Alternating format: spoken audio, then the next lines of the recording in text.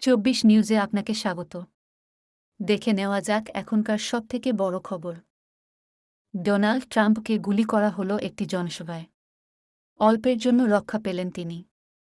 জানা গিয়েছে, পেনসিলভেনিয়ার একটি নির্বাচনী জনসভায় বক্তব্য রাখার সময়ই গুলি করা হয় প্রাক্তন মার্কিন প্রেসিডেন্ট তথা বর্তমান প্রেসিডেন্ট পদপ্রার্থী ডোনাল্ড ট্রাম্পকে।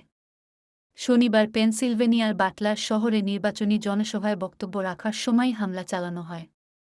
জানা গিয়েছে, ট্রাম্পের কান ঘেঁষে বুলেট বেরিয়ে যায়।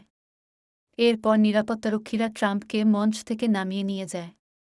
বক্তব্য রাখার সময় হঠাৎই পরপর গুলির শব্দ শুনে প্রাক্তন প্রেসিডেন্টকে নিচু করে আড়াল করে নিরাপত্তারক্ষীরা। পাল্টা গুলি চালায় নিরাপত্তারক্ষীরা, আর সেই গুলিতেই আততায়ীর মৃত্যু হয়েছে বলে দাবি প্রশাসনের। তবে নিরাপত্তারক্ষীদের গুলিতে মৃত্যু হয় এক ট্রাম্প সমর্থকেরও। জানা গিয়েছে, বুলেট কানের পাশ ছুঁয়ে যাওয়ায় সামান্য জখম হন ট্রাম্প। এরপর স্থানীয় চিকিৎসা কেন্দ্রে তার পরীক্ষা করা হয়। চিকিৎসা কেন্দ্রের খবর অনুযায়ী সুস্থই রয়েছেন ডোনাল্ড ট্রাম্প।